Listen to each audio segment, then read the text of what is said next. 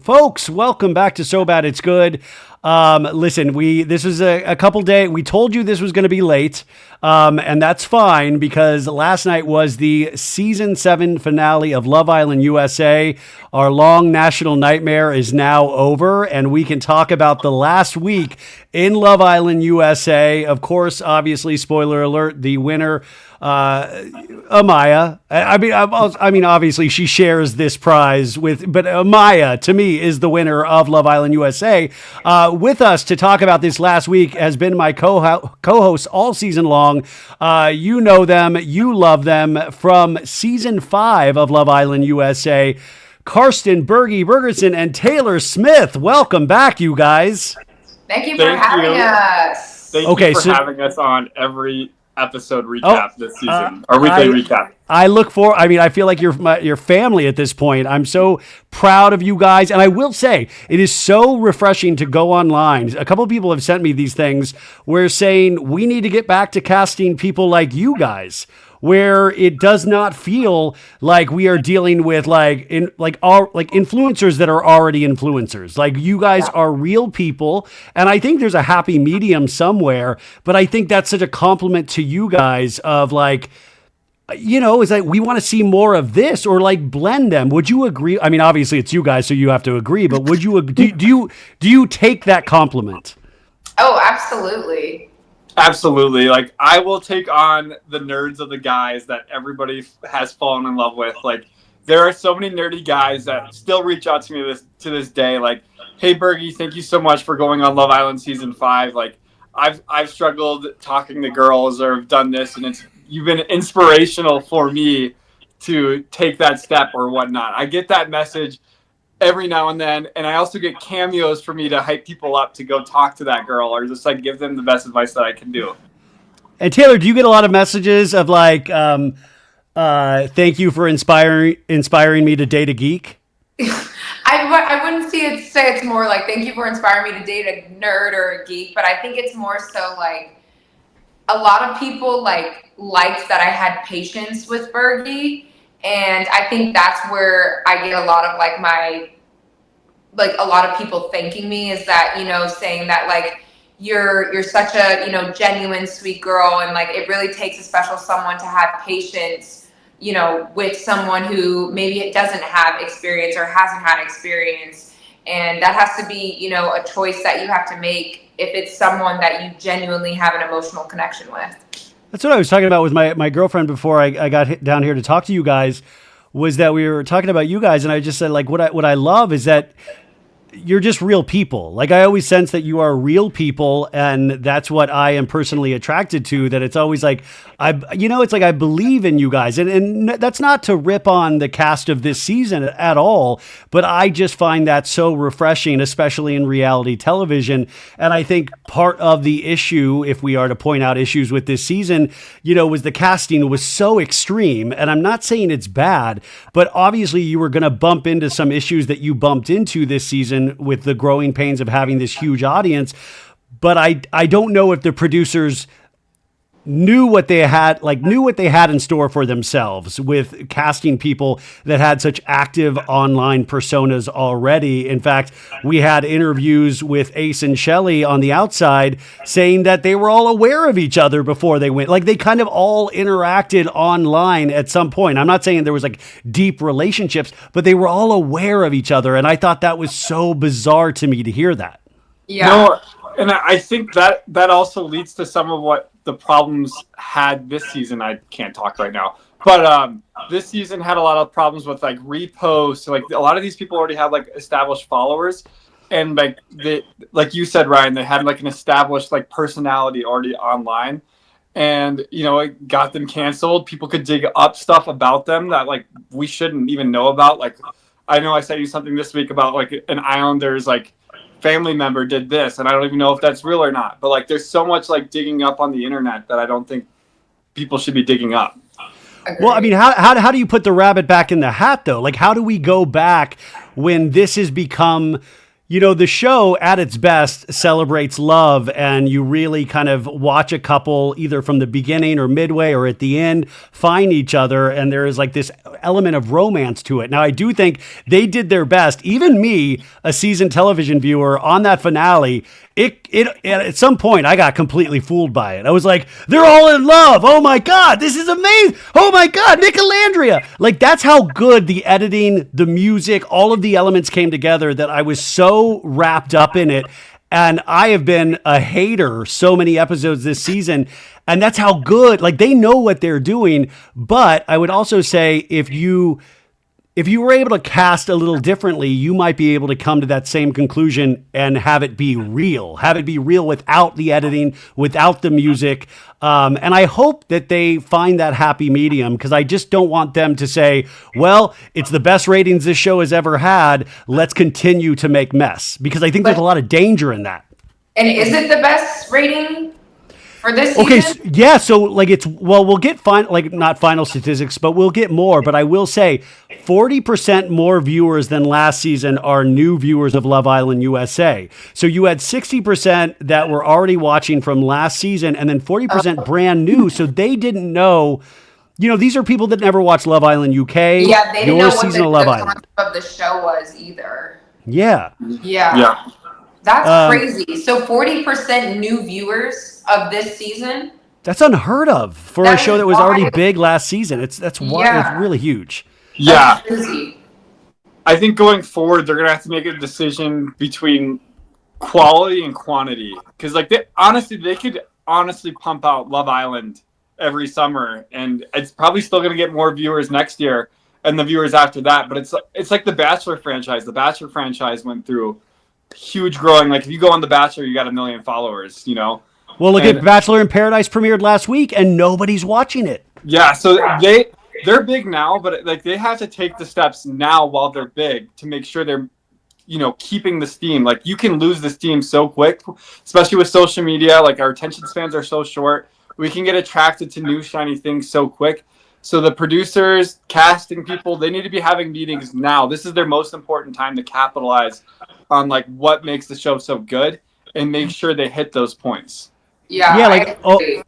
Almost like to protect the overall health for the long run, you need to take your foot off the gas a little bit, because eventually you do get to that point where you're the Bachelor franchise. If you are not constantly rejiggering things and paying close attention, it could go way out of hand. And also, we don't want what happened on Love Island UK, where the Islanders themselves eventually harm themselves. That's a very dark conversation, but obviously that happened early days in Love Island UK, and I don't think they were prepared for this kind of gigantic success that it is now. So before we start breaking down the episode starting last week into the finale, there was the announcement yesterday that Ariana Madix will be co-hosting the Love Island Season 7 reunion, and she will be co-hosting this with Andrew Cohen from Bravo fame, and I believe it's going to be August 26th that this airs. It's on a Monday, I believe. What were your guys' thoughts on this? I think that, to be honest, Ariana, she's a great host, but I think as for a reunion aspect, I think Andy is very much needed on this project, because I don't know if it would get the viewing and the attention span for someone who doesn't really host reunions. So I think that was a good, kind of move from Love Island to get Andy Cohen on this, because I think we might actually maybe get some things resolved in this reunion, because I feel like Andy is that type of person to spectate, but also kind of, join in the conversation as well. What do you think, Bergie? Yeah, I think there's only been 2 other Love Island USA season reunions, and that was season 4 and season 6. And I know a lot of people can agree on this, especially for the people that watch season 6. The reunions for Love Island haven't been that good. And I hope Andy Cohen can do something to make the reunions better. I don't know, what happened, last year with season 6. It just felt like everybody was so shell-shocked. They just got out of the villa. And I think they did the reunion, a week or 2 after, they just got out of the villa. At least this way, they have, 6 weeks now which is like the time they spent in the villa, to like reflect on it. Because like when you do like a Bravo show, don't you guys get like a year before you guys? Well, do, I like, mean, there's reunion? 10 months from filming to like then they film the reunions about like before like 4 or 5 episodes before the season ends. So there obviously is that for reflection time, and I think there was a little bit more time than 2 weeks last season. But I do remember what I was curious about, and what I'll be curious this time is who is still together and who isn't, because at that point that was when we found out that Nicole and Kendall were not together anymore. And you know, to your point, like I'm a huge Andy Cohen fan, so I am very excited about this, but I also have a little bit of a different, like, first off, I wonder how they're going to do it in terms of co-hosting. And also we got the announcement yesterday that Ariana will be hosting this next season of Love Island Games, which will be premiering in September, taking that spot from Maya Jama, who is the host of Love Island UK. So Ariana booked and busy. So I'm curious how they are going to do this together, because Andy has usually done these alone. I wonder if that means Ariana is going to be doing like backstage interviews. Are they doing like co-chairs right next to each other? I'm curious how that works. But also I will put out the theory that I think Andy's excellent at this, but I also think Andy needs this as much as Love Island needs Andy, because this is a bigger, now at this point, this is higher rated than Bravo shows. So it gives a linear connection between Bravo and Peacock, which is all under one parent company. So it introduces, like, this is Andy Cohen. If you like what you saw in Love Island, go check out some of these Bravo shows. And he becomes more of the face of not just Bravo, but Peacock, because he hosted the Traders reunions as well. So, so the last question before we get into this, you guys, is the question about the reunion I keep thinking about. I don't think they'll invite Yulissa to participate, but will they invite Sierra to participate? And should they invite Sierra to participate? You know, that's a great question. I have a feeling maybe they would invite them to participate, so that way we can kind of get maybe clarity and a clear statement instead of just off of a TikTok live or Instagram reel. I feel like if they did bring them on, it's probably, you know how in some reunions with Andy Cohen, they'll like bring in people for just maybe a hot second and then take them off. I have a feeling like that would probably be the most like Emerald from Summer House this season, Taylor. Exactly. Like how he was brought on for maybe like a short second.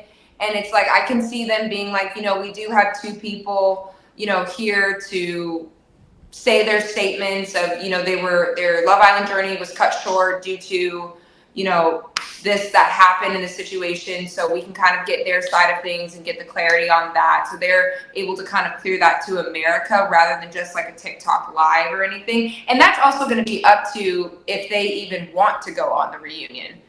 Yeah. I mean, you know, we'll get to the Sierra and potentially her apology, but I mean, even she just posted something, I think, in the last day.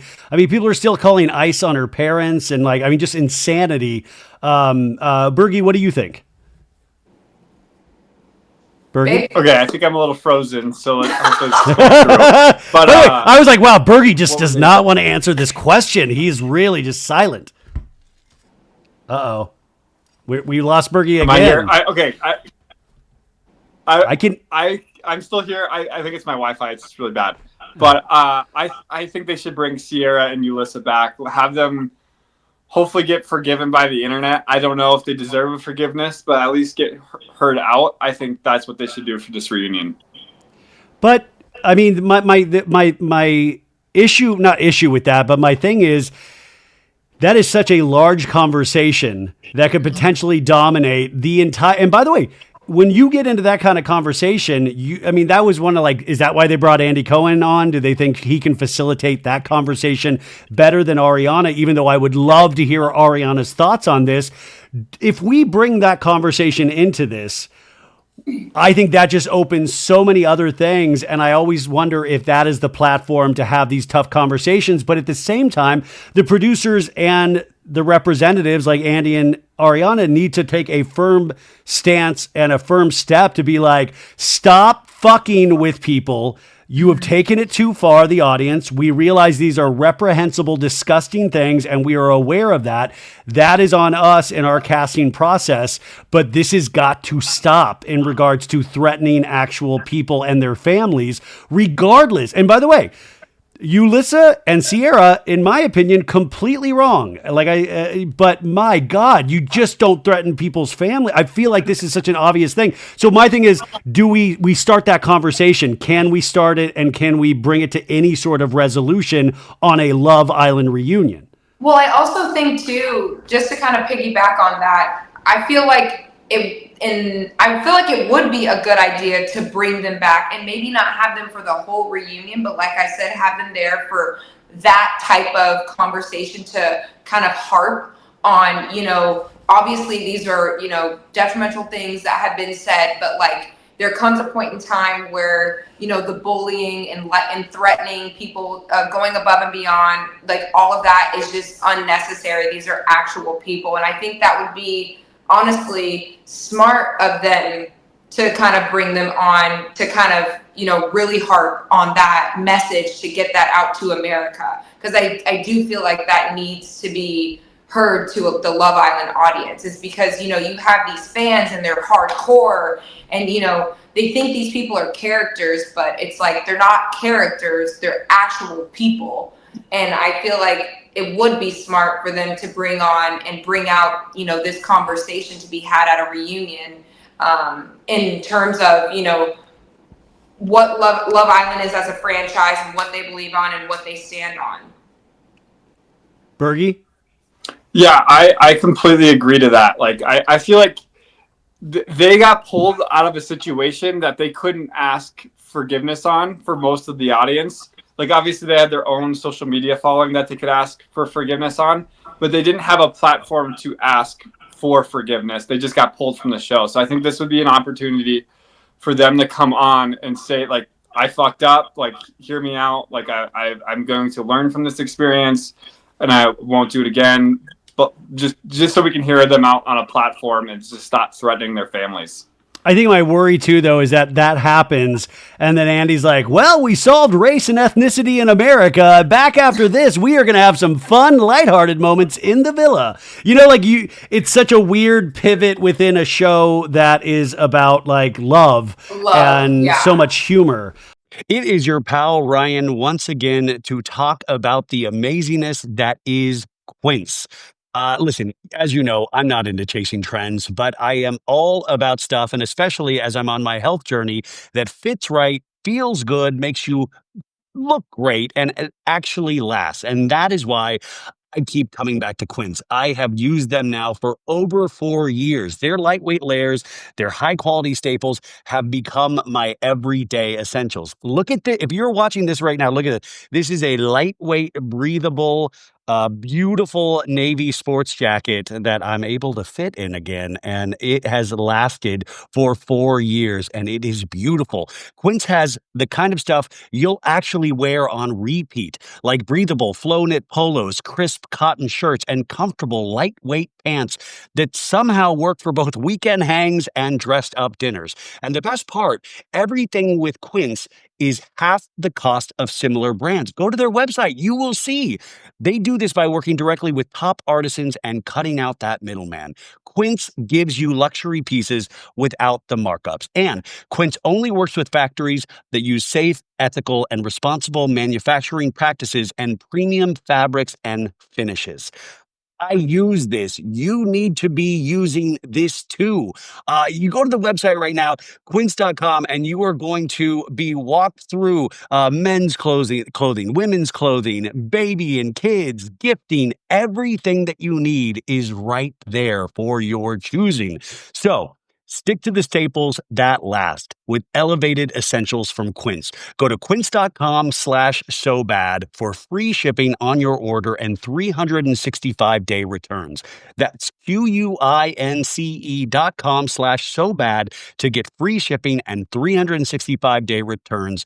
Quince.com/sobad. And I'm on the website right now. I'm literally going to buy something right after I finish. Okay, bye. And which, by the way, I want to ask, did you guys get asked to participate in Love Island games because they take former cast members, right? We have not, and I don't know like what their plan is overall. Because like last Love Island games, they did have Islanders return, I think, to do like some of the, what do they call them, like competitions / challenges, and we haven't been asked to do any of that yet. I don't know if we ever will, but if we did, we'd probably do it. We should. I think. Come on, you guys, we need to petition. This is where we need to get better. We need to get better vetting in the contestants on Love Island USA, and we need to get them on Love Island games. Like, what are we even doing here? You guys actually watch the show. You pay attention. You are there for the right reasons, and you are a successful love story from. They should be showing you guys off as the gold star example. And also what I think they need to be doing is like teasing, like, did you love this? Go back to season 5 on the Peacock app and stream from the beginning. Like, we need to start like teaching the history of Love Island to the new viewers and show some of the highlights from previous seasons. But I was also wondering, like, the Maya Jama of it all, she's an icon in the UK.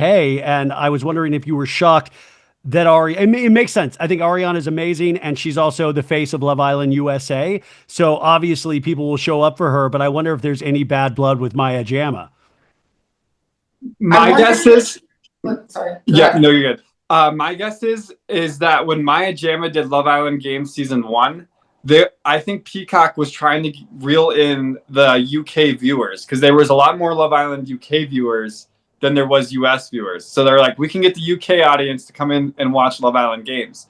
Now there's Love Island All-Stars. So Maya Jama is doing 2 seasons of Love Island every year already.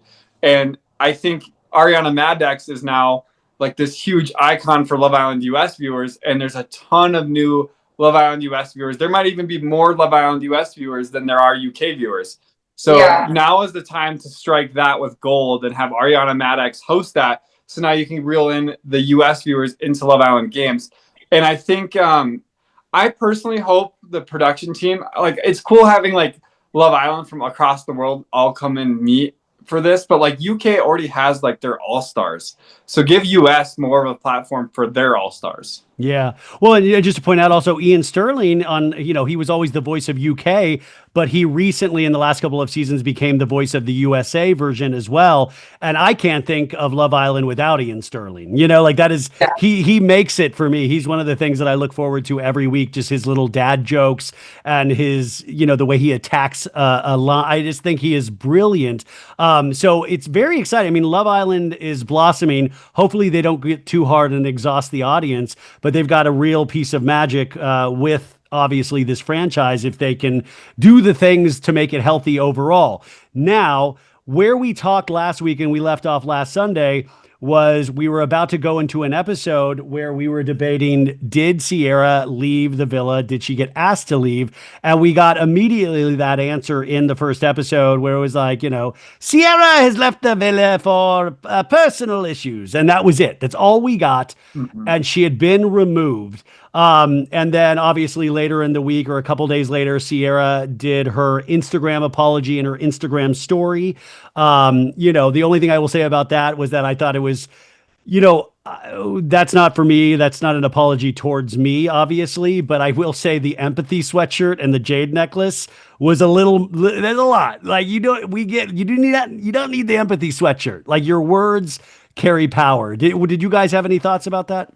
I didn't even clock the empathy sweatshirt until you just said that. I caught that from a TikTok. I didn't even realize it until I watched the TikTok making fun of it. But I will say, like, it's not for me to give her forgiveness. Like, she didn't, offend me. She offended, and personally, like, I don't know if like I knew they were going to remove her from the villa. Like we talked about it last episode. I felt like that's what they had to do, but I wish they could have gave her, because it's a weird situation. I was kind of hoping they could give her like, a platform to say, hey, like, this came out. What can you say about it before we kick you out? Like, or is there anything you want to say to the audience? But like, But they shy away from all that stuff. And that's why I think at the reunion, they're going to potentially shy away from it as well and not potentially have her because they wouldn't even address it then. And that's the thing that I'm curious where their minds are at as producers. And you guys actually know them a little bit, or you know the production team.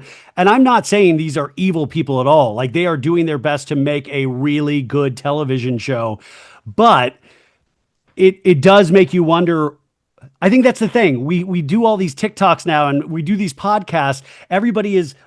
Every scene is under this microscope that it makes us want those moments that we don't see of, like, what was the conversation? Like, how did Nick find out? Because Nick and her were coupled up at that point. Like, did Nick cry? Because all we see is Nick talking to Ace at one point in this episode and going like, well, got to move on. And I'm like, what?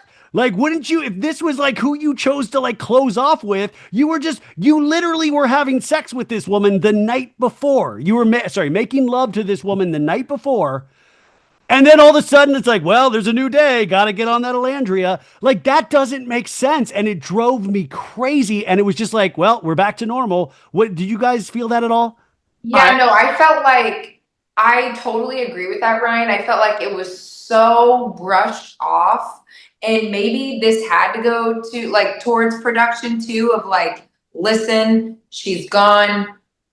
This is just what it is. We're just going to move on and act like nothing happened. But I feel like that also kind of left us out of, wondering those feelings of like, well, how did Nick react to this? Because like, it seems like it was downplayed so hard that it was just like, okay, well, I'm going to explore somebody else.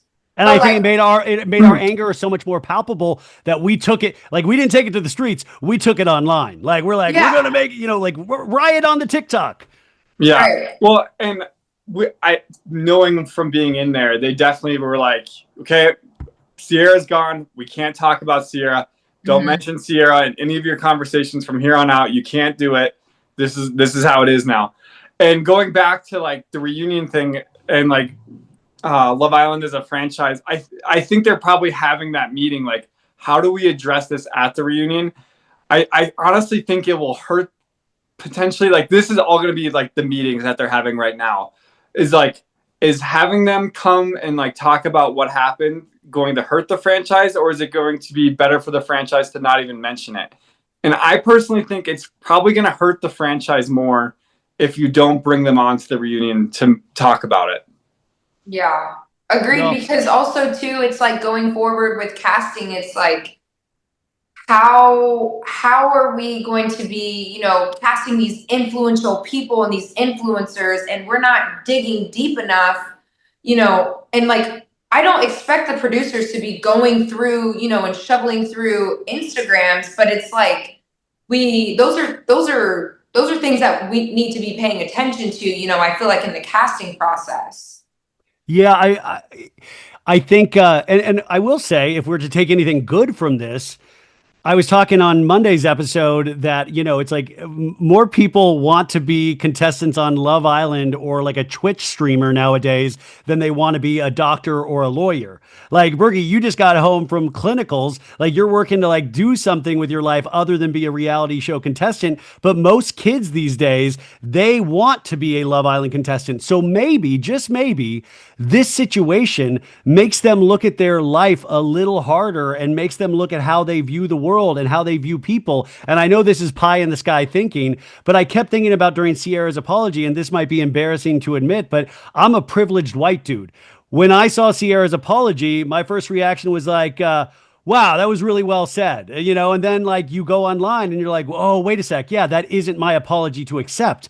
I am not an Asian man. I have grown up in a fairly easy existence on so many levels that other people have not had to go through. So their anger should be palpable in a way, and I will not be able to understand that, but I can learn from that. And I think that's what's exciting, was that I learned so much online from watching other people talk about this experience. So if we were to take anything good, maybe that's it. Maybe this actually starts to teach people a little bit more, and to also just not be fucking idiots on their social media. Yeah. No, I completely agree. Yeah. And I think it can be not only a lesson for this season of Love Island if they show this in the reunion, but it's a lesson to all the viewers as well. Yeah, well, I mean, I sometimes I just get scared where we're at. Like, man, it's like, can you put the rabbit back in the hat? Like, things are getting so nuts, and it's a reflection of the world. That villa, what's going on in the villa seems to be like we can't escape what is going on in the world, for better or worse. The last thing I want to say about the Sierra thing, did you see that? I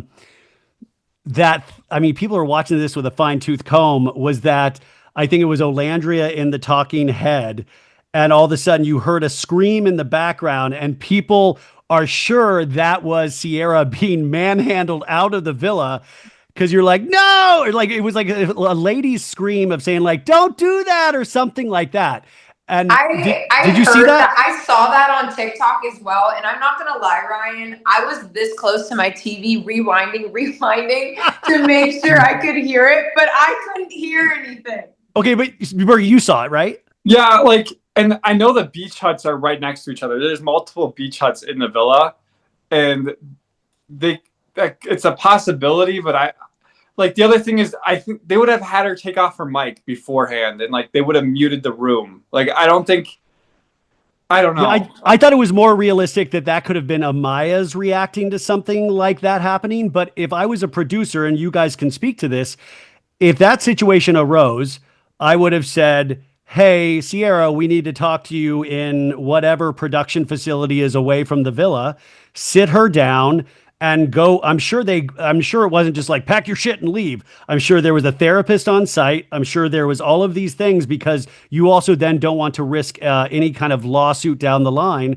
But I think they would have had this conversation far away from the Islanders. Everybody's mic would have been muted. They would have pulled all the Islanders to the side, and then they would have took Sierra for a private conversation. And then, there would have been no like, you're picking up audio of someone leaving the villa.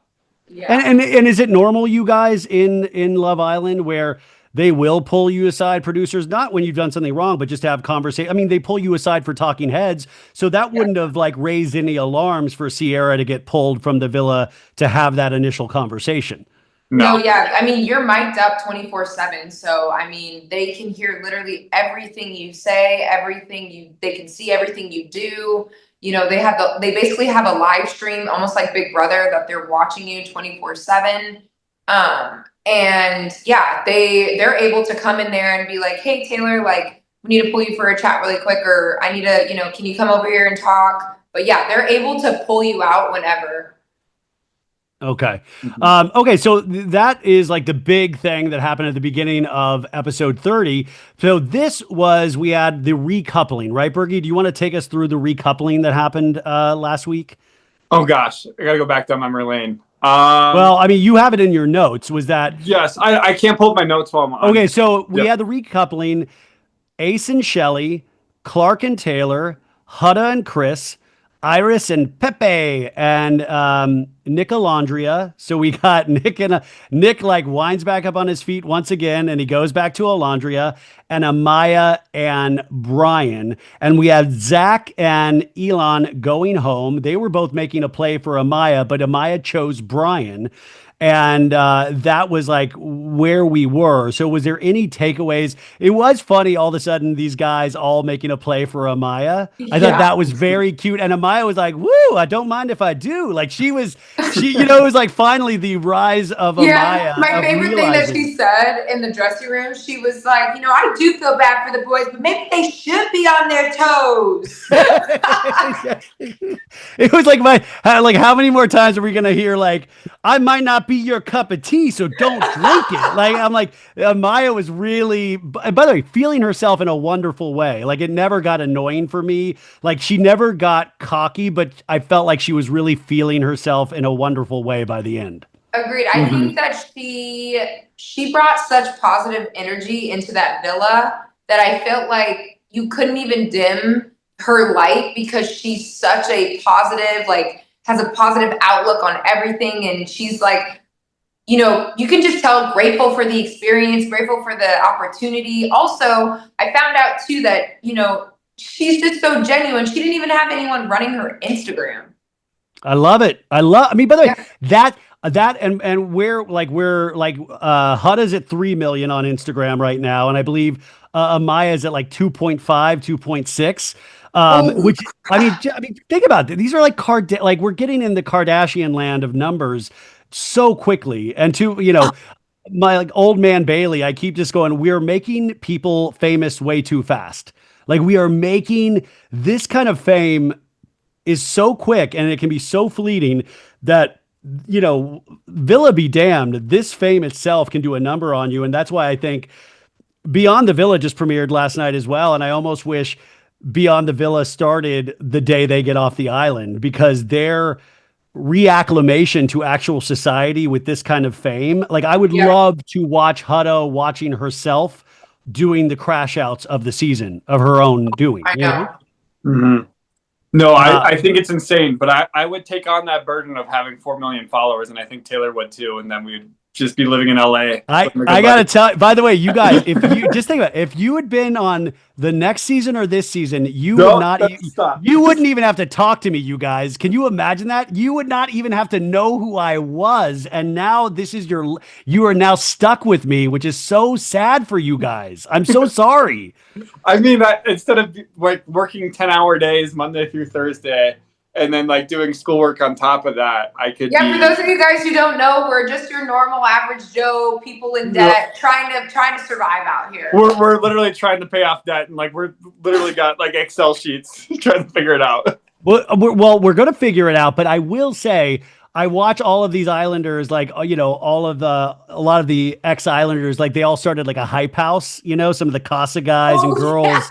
And you see them now all pop up at events, and like Austin's out there, and they're like all being like cool guys and cool girls. And I will say sometimes, I guess I'm way older too, is that I see that and I'm like, oh, that just seems miserable. That just seems miserable. You guys, I mean, but that kind of fame, you guys have good heads on your shoulders. You realize that's fleeting, right? You realize, I mean, it can provide a better life, of course, but there's a lot that comes with that. And I still think you're going to get there the right way, which I don't know what the right way is. No, I'm just hoping we get to do another show one day together. I think that'd be awesome. But agreed. Also what you're saying, Ryan, I definitely don't think some of these Islanders, like they're living off the fame of season 6. They're not as famous as they are. Like they're not like a Leah 4 million followers. Like if Huda got to 4 million followers, her and Leah are still different levels, if that makes sense.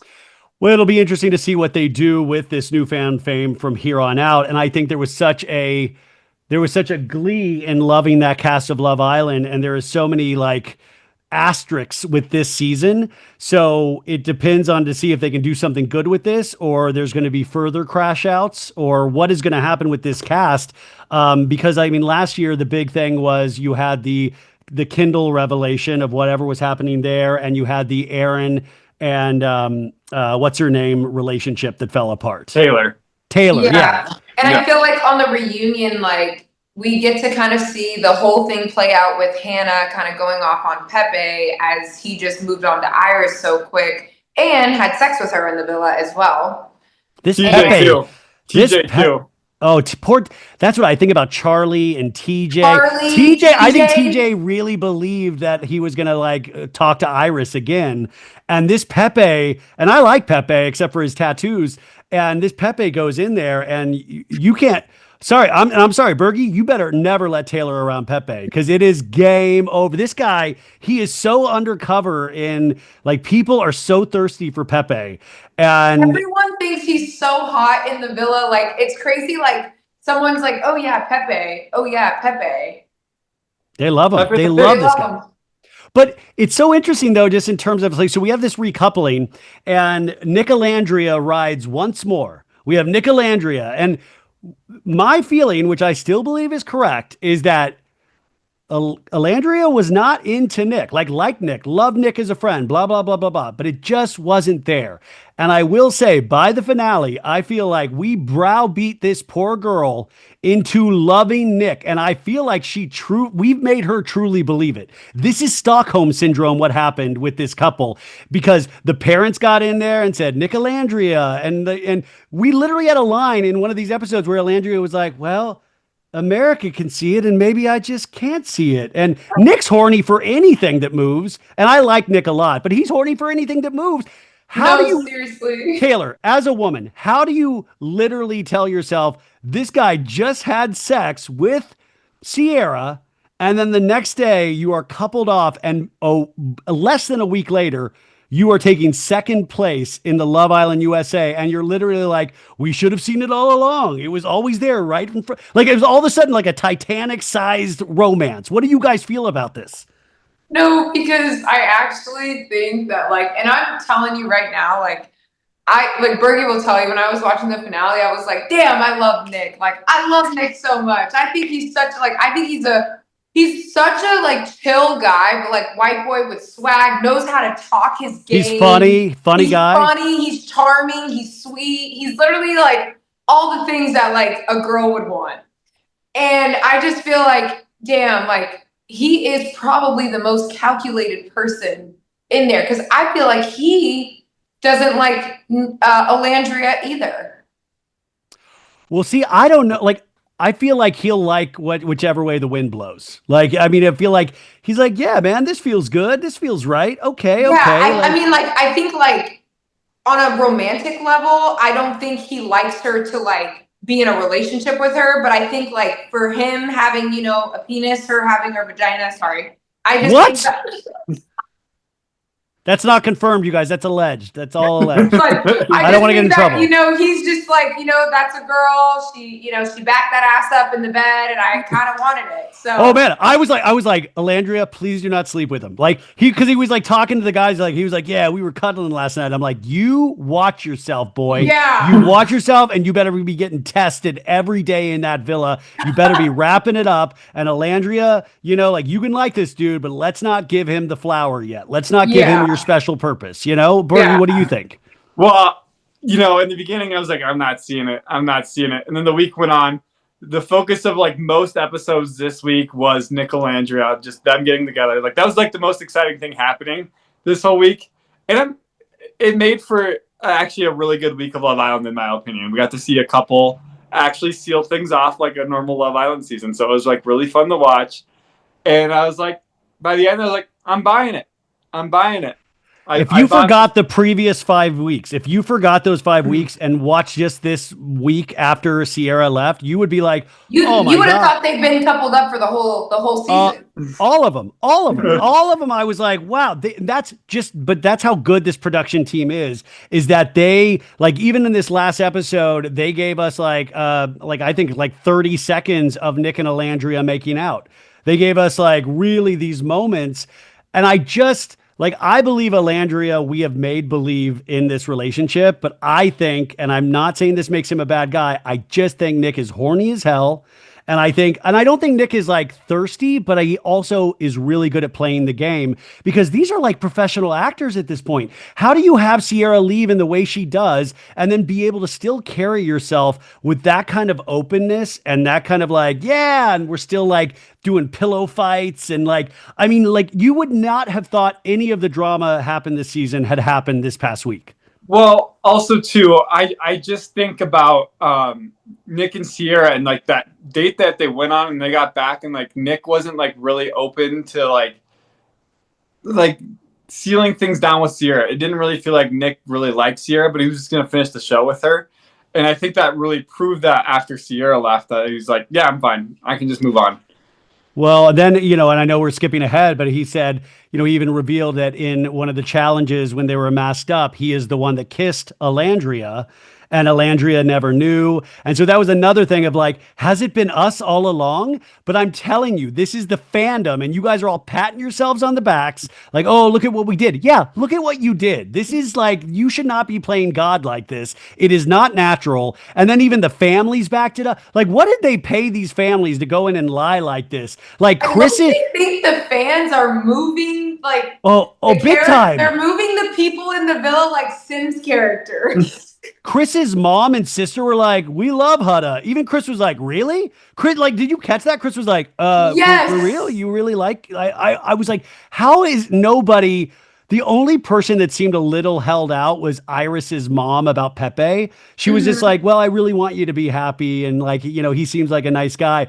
But yeah, if you're their parents, you shouldn't be like, all systems go. You should be like really approaching all of this with a healthy dose of skepticism. Oh, 100%. Yeah. 100%. Well, Bergie, what did like that we had talked about a little like families and all that stuff, but was that really scary to introduce Taylor to your family? And were you worried about that? Well, here's the thing. We didn't get to talk to our families. We got an edited video sent to us from our families. So the producers were asking our family members questions. And then based off that, the producers edited that video that they had like with our family members, and then they sent it to us. So we got an edited video. So, and I made a list of 5 people that they could contact when I was in the villa, and they went off that list. I told them they could interview my dad, my sister, my stepmom, my brother, and then my 2 cousins. That's who I wanted them to interview. They went and interviewed my grandparents without telling me. So we get this like right away when I see my grandparents on screen. Nasty business. Oh, it was nasty. We get the video, like we're all sitting there, all the Islanders in front of us, and we get a video from my grandparents, and my face just immediately goes red. I'm like, why the fuck are they on the screen? Like, I did not ask for them to be on reality TV. And of course, they got my grandpa to slip up, going like, do you see any like forced chemistry between Taylor and Bergie? And then he goes, oh yeah, I definitely see forced chemistry between Taylor and Bergie. And then like the whole internet went wild with a white man saying he sees a forced chemistry with a white man. Like, but did your grandpa even know what the term forced chemistry meant? I've never heard him use the words forced chemistry. So I'm guessing the producers just asked him like, do you see forced chemistry? And then he goes, oh yeah, I see forced chemistry. Did you tell the producers afterwards? Like, what the fuck was that, you guys? Like, what happened? Like, what did they tell you? He had a Bergie blowout, Ryan. There was a Bergie blowout in the beach hut, and I went off. And what did they say? I mean, did they be like, oh, it's all right. Oh, we slipped up. I mean, what did they tell you? Oh, no. They asked me, like, are you going to choose your grandpa or Taylor right when I sat down in the beach hut chair? Are you going to choose your grandpa or Taylor? That's what they asked me when I sat down in the beach hut chair. And I blew up. I'm like, I'm fucking done with this show. I'm fucking done. I then had like a memory recall to Colton, I think is his name. From The Bachelor? On this street on this season of Trader season 4 of him jumping the fence. And I'm like, I'm going to jump the fucking fence. I'm leaving the villa. I'm leaving the villa tonight. You should have escaped to that water park they built. Yeah, I should have ran out of that villa. That's what I wanted to do. I should have just made it where I just ran out. And then I was like, no, Taylor's still here. But I didn't do any beach. Like, they got me saying I'm fucking done, and they used that in the episode, but they didn't get everything else I said. I then walked out of the beach hut. I was like, I'm not doing a fucking beach hut tonight if those are the questions they're asking. And then I went down and sat with Taylor, and then Taylor goes, is your grandpa racist? And then I was fucking mad again. Like, you have not seen me so mad before. Oh my God, Taylor, that's got to be so, you're just getting to know this guy, and it has got to be so insane. And then like, so you had only that impression of Bergie's family, which was kind of like, to me, that is forced by production, not forced chemistry, but forced. In real life, when cameras go down and you get to meet Bergie's family, what was that like, that experience? Because real life and villa life are 2 different things. Yeah. And, for me, though, I think in that moment, too, I had so many, kind of precautions and so many thoughts going through my mind being like, oh, my goodness, like, they don't think that, like, I'm going to be loyal to him. They don't think I'm genuine in terms of getting to know him. They don't think I like him. Never once did, like, the thought cross my mind, did I think his grandparents were racist? It was Marco who got in my ear and said, or was, kind of talking me through things. And he was like, well, you never know. Like, has Bergie ever dated a person of an ethnic woman? Has Bergie ever dated a person of color? I'm guessing Marco's a producer. No, Marco from our season. Oh, Marco. Sorry. I was like, So one of the cast members then got into your ear and fed that flame. Yeah, because like I remember I was talking to Marco in the kitchen, and I was just like, I was like, I didn't know where Bergie was, and he was probably cooling off, and like I was just like, this sucks. Like I don't know, like why they think our chemistry is forced. Like what are they not seeing? Like maybe like why do they hate me? And then Marco was in my ear being like, well, you know, you got to start asking those questions too of like, you know, has Bergie ever been with an ethnic woman? Do they have you know, are they going to be okay with him dating a person of color? Like all of these things in my ear. And then it started to kind of like really get in my head. And that's when I had that conversation with him of being like, you know, like, obviously I am a person of color. Like, you know, have you ever dated a person of color? Is that possibly the reason why maybe they could be a little hesitant of like maybe not liking me? And like people got so in my ear that wasn't even where my thought process led, that it was people in my ear. And I'm like, well, fuck, now I got to bring up this conversation because now I'm thinking all these things that people are bringing up to me of like to come up with possible reasons of why they thought our chemistry was forced. These are this is like to the example of this season. These are such intense conversations that come up with this. And by the way, did Bergie say like, what do you mean been with? I barely been with a girl. What are you talking about? Like, like Bergie, were you really scared that it was like you're like, oh my God, I've got somebody that potentially likes me and this is going to screw it all up? Were you like, so that was probably going in through your head as well, right? Yeah, and I was just like, of course, the second like I start doing something, my family fucks it up. Was in my head. Like, family, the production and your family. Everybody's against you. I'm like, because we were only like 6 or 7 days coupled up too. It wasn't like we were coupled up for like 2 or 3 weeks at that point. It was like we've known each other for barely but we were at a good point to where we were like really starting to like each other. Yeah. According to Nicole, all you need is 5 or 6 days to have to lasting love. That's all you need. Well, we were also talking about this too. It only took us 13 episodes to ask the boyfriend-girlfriend question. And like, if you think about that in this season, like that's like, you start this season, by the time Huda's having her crash out, like we were already boyfriend and girlfriend by that point. Like that's how quick we became boyfriend and girlfriend on our season. Because we had such little time. But I like these stories. I think it provides a lot of context and perspective for the entire season. So Zach and Elon go home, which I think obviously the right decision for Amaya was Brian. We saw at the fire pit, like in that one when everybody was reading the mailbox things, Brian stood up for Amaya. I think it was the most natural thing. I mean, no offense to Zach with a K, but I wanted him out of there. And the fact that he even tried to get back with Amaya was so funny to me of like, yeah, no, I'll see, she's cool. So that was done. Nicolandria begins. We go to episode 31, and this is where, you know, such an intense episode and the recoupling, a lot of people. And then all of a sudden we have a fun episode because we have the babies. We didn't get movie night, but we got the babies. And they do this on Love Island UK as well, where they make the Islanders have a baby and see what they're like raising a kid, or in some cases twins. And, you know, you got a lot of comedy out of this. And you also got some moments between Huda and Chris where Huda cannot fight her natural instincts. You know, this is the episode, I believe, where Chris also tried to kiss her in front of the Islanders. And she was like, no, like was very shy about that and not wanting to do it in front of them. What did you think of this episode? I want to say that I truly don't understand. Like, I get the reason why Huda was kind of being, you know, kind of taking a redirection because she didn't want to fuck something up that she, you know, kind of felt like it was going good.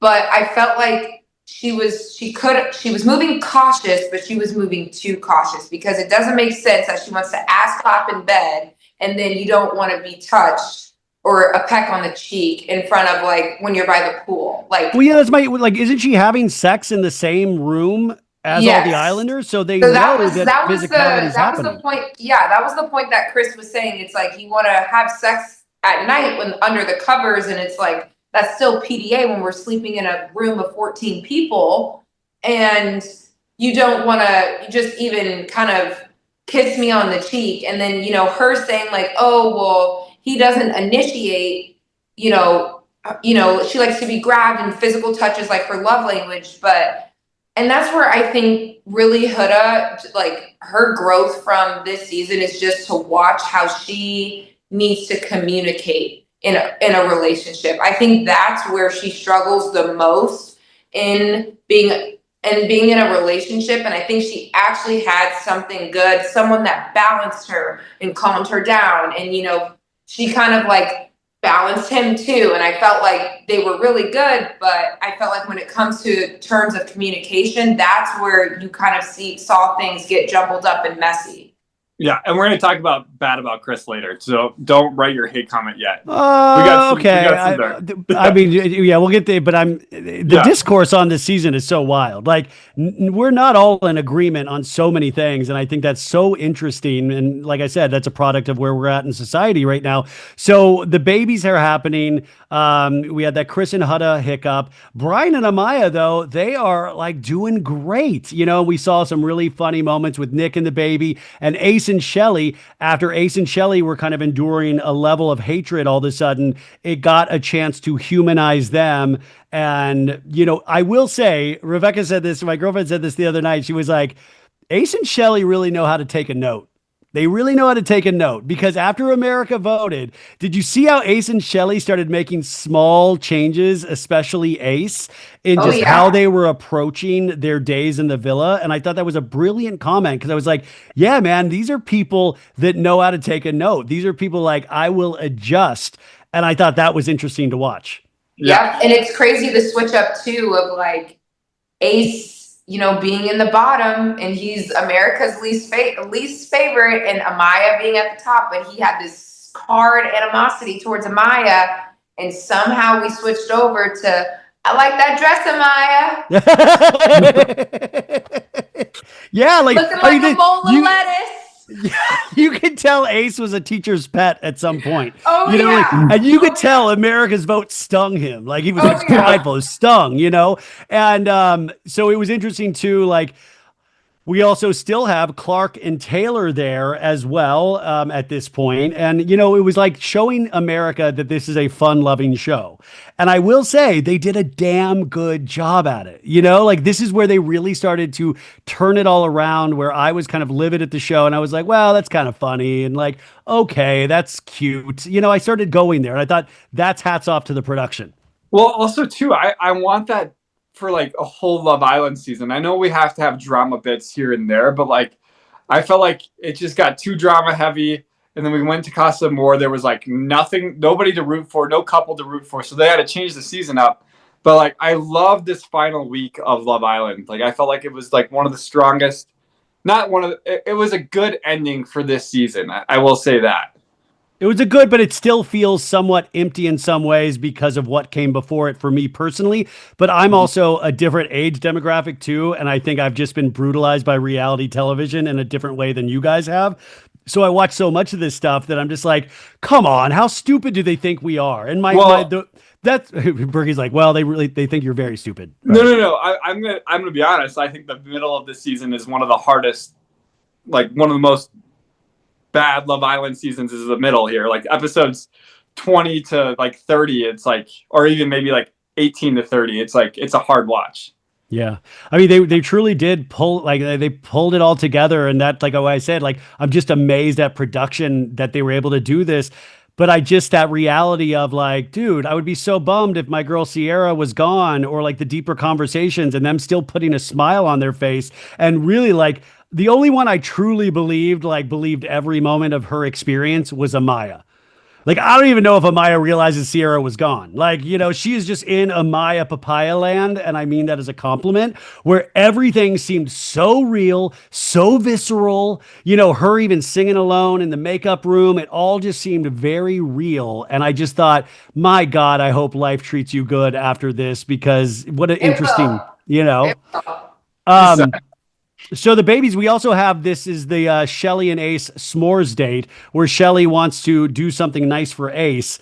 And so, which, by the way, did you notice those graham crackers didn't look like graham crackers at all? They looked a little better though, didn't they? Well, but no, I thought they almost looked like saltines. I was like, what are you working with food wise in the villa? Like, are you allowed to request special foods? Well, remember, so it's not like you can get American snacks out there. So Fijian graham crackers might be different than American graham crackers. Interesting. Yeah. Or they might be Australian graham crackers. Australian, yeah. Yeah, but yeah, I was kind of jealous by that because it's like, what happens if we wanted to do a special date? Did the producer set that up, or did they request that? I'm curious. Yeah, do the producers which by the way, once we get to the final episode, I don't believe for a flippin' second that Pepe is driving that flippin' boat. Like, I don't believe that legally they can't have that happen. He's like, oh, he sailed us. No, they didn't. He was able to touch the wheel for like a camera shot. That's it. And you know production told Iris to say, make sure you say Pepe had a boat. Make sure you say Pepe drove his boat. Yeah, also, I was gonna say also too, like, there's one camera shot of him like steering the boat with no cameras on the boat, but the next shot is like literally a cameraman like at his abs on the boat. Yeah. Like, there's no way. Like, it was one shot because I was looking at that, and I even mentioned that to Taylor. I'm like, production is surrounding that boat right now. Oh, of course. I mean, like, so much goes into this in terms of how beautiful it looks and how much goes into like the lighting and the cameras. But anyway, so the s'mores date went great. This is what Ace needed to like really realize that Shelly was there for him. And it was very cute. And then this is also when we get a hideaway moment and they vote one couple into the hideaway. And I think Nick was like, Amaya and Brian, I think he led the charge first. So Amaya and Brian, and this is potentially one of the fun moments of the season, but also do not let your kids watch this flipping show. Anybody, how dare you? I will put you under house arrest if this happens. Eat That Kitty in the Hideaway has become the song of the summer. What are we doing? We are singing this everywhere, and then the parents have to listen to Eat That Kitty in the Hideaway. Not kidding. I was making dinner the other night, and I was like, Eat That Kitty in the Hideaway. Oh, yeah. Everybody is, this is bigger than the Justin Bieber new album, Swag. This is like Eat That Kitty in the Hideaway. And I'm like, guys, can we chill out? Like, this is where I'm like totally showing my age. I'm like, I'm get like secondhand embarrassment having them sing this song over and over again multiple times throughout this whole week. Yeah, no. Yeah, I was embarrassed to get handcuffed in the Hideaway knowing my family was watching. And that was Taylor and I's first night together. But imagine if all of a sudden everybody was singing to Taylor, Eat That Kitty in the Hideaway, how much more embarrassed you would be. Like, that is insane. And they're all like, yeah, like, and it's a lot of fun. And then you realize this is, we're on the last days on earth. This is insane. It's insanity. But Jesus is about to resurrect himself and show Jesus is like, what about a hymn? Like, this is like, what about like some sort of gospel? Anyways, she's all done up and they have sexy time. They brought in like Cool Whip or some kind of fun, I don't know. So, I mean, it was wild. Like, they have a great night in the Hideaway. That leads us into episode 32. They come out of the Hideaway. Everybody's cheering them on. It was great. We realize Amaya thinks this is a really special relationship. And I think Brian does too. This was also the episode where we had, the boys playing b-ball with the boys. And did you see the one shot of Pepe and was it Pepe and Brian helping Ace dunk the ball? You didn't see that? It was like he could barely do it, but they were trying to lift him up. And I just love like boys balling, and then after they ball, they refresh themselves with a nice cold Pepsi. Right. Did you notice that? No, we were like, that's a Pepsi ad. There is no way that is not a Pepsi ad. Like, they they're all sweaty, and it's like, throw me a Pepsi. Yeah, they made it so obvious that Pepsi paid for an advertisement on Love Island. So this is boys playing basketball. Huda and Chris were still in this rockiness where they can't just seem to get on the same page. Chris is really kind of disturbed about this conversation about the kiss. And this is also when Taylor and Clark, you guys, close off. And you put a note, Bergie, saying, why not be boyfriend, girlfriend? What do you mean by that? So Taylor and I were talking about this. It's like, when you close off, it's like, what's the difference between being closed off and the real, like, when you leave the villa, like, if you're closed off, like, and you're going back to the real world closed off, what's the difference between that and being boyfriend, girlfriend? Well, he asked her to be exclusive, and I'm like, well, exclusive means you don't want me to date anyone else, and I don't want you to date anyone else. So why wouldn't we put a label on it of like, I'm yours, you're mine. You're my boyfriend, I'm your girlfriend. When do you go to a bar and you're talking to a girl or something and they're just like, oh, I'm exclusive? No, she says I have a boyfriend. You don't say I'm exclusive. Yeah. Well, I mean, they closed off. And where were you? Because they do get voted out. I mean, where were you when they closed off? Were you starting? I mean, I was starting to realize that obviously this is a stronger relationship than Taylor ever was with Olandria. But I think the damage was done at this point, having, Taylor be in the bottom for all of the America's votes. Had you moved on from Taylor and Olandria in your heads and were willing to accept Taylor and Clark? Yeah, I actually really like Taylor and Clark. I feel like, when they were playing basketball too, it was kind of nice to see a little giddy side of Taylor. He was, he kind of seemed head over heels for her. And I feel like that was probably the most real, authentic, like, guy who's actually had genuine feelings for someone in there. And I'm always going to support my Costa girls because Clark was a Costa girl. I mean, isn't that wild that the winners of this were, I mean, both like not OGs. Like Amaya was a bombshell, and so was what's his name? I mean, like they were. I mean, and Pepe was a bombshell. Iris was a bombshell. Like it is so interesting how few OGs are in there. What's that? I just realized this is the first season where there's not an OG winner in all seasons, all 7 seasons. It's crazy. So we have them close off, which was great. Olandria seemed okay. Olandria starting to warm up to the Nicolandria, even though she still seemed very hesitant at times. And this is also the episode right when they close off, then they get voted to go home. America voted for them to go home.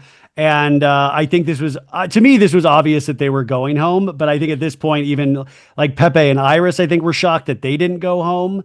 And I think in retrospect, when you see who were in those finals, if we were doing the reality of Love Island, Taylor and Clark would be at the end and Ace and Shelley would be at the end in terms of just having real relationships as opposed to forced relationships that they did eventually go like, oh, I do really like you, which I believe is Pepe and Iris and Nicolandria. Even though I do believe they physically are attracted to each other and like each other, it's different between Ace and Shelley and Taylor and Clark. Yeah, like I feel like Clark and Taylor are probably going to have a relationship outside of the villa. And same with Ace and Shelley. Like, I feel like there is going to be some sort of type of relationship. But, like, I don't know. I feel like Pepe and Iris, like, he might just kind of do he lives in LA too. Like, he's going to be doing his influencing thing with a bunch of, But Iris lives in, like, Woodland Hills, I think. Iris lives around here. Yeah, I just feel like also Pepe might kind of come out like more towards like wanting the fame and everything. And like she seems very more like she wants to settle down. I don't think he seems like a major F boy, but I will say I think once he gets those DMs, he's going to get crazy. And I think the fame is going to get to his head as well with him. I mean, he's already at almost 900K for followers. So, like, I think that, like, that's going to kind of get to his head, too. Plus, being in LA, the DMs, like, this whole new influencing world. And I don't know. I feel like Iris is just very, like, she seems very genuine. But, like, I don't know. Their relationship just didn't seem like it's going to hold. I want to know what that first conversation between TJ and Iris is after the villa. Like, hey, sorry about that. It, like, hey, it just went a different way as you saw. Sorry about that. But TJ seems like he really likes her. Well, I think because he said, I talked to her and we are going to try to, he said that on like a TikTok live or something like that of like, yeah, we are going to hang out after this experience. And then I think the Pepe thing happened and, he's been doing videos of like, oops, he's been doing funny videos, but I think he realizes. Also, Pepe said something during this week to Iris that I thought really stood out to me was he was talking about what he's done and, in his past. And he said, yeah, like it was like a jack of all trades. He says, I'm a jack of all trades, but master of none. And I think Iris didn't really hear him, but he was like, yeah, master of none. And I thought that was such a sad, tragic thing to say. of like, Yeah. yeah, I know a little bit about everything, but I don't really have that one thing. And I was like, is Pepe having like a midlife crisis? Is like Pepe having like a 20 something, a quarter life crisis of some sort? I don't know. That just stood out to me. So Taylor and Clark go home. So that leads us into episode 33, you guys. Ace and Shelly at this point on fire. Hutta and Chris still rocky. Even though with the Hutta and Chris thing, I will say this production did everything in their power to give this girl a good edit. I really do. I think they helped her so much from where the vitriol was with her a couple weeks ago to where this ended. They really helped her. And I think sometimes her natural instincts will shine through no matter what help you give her.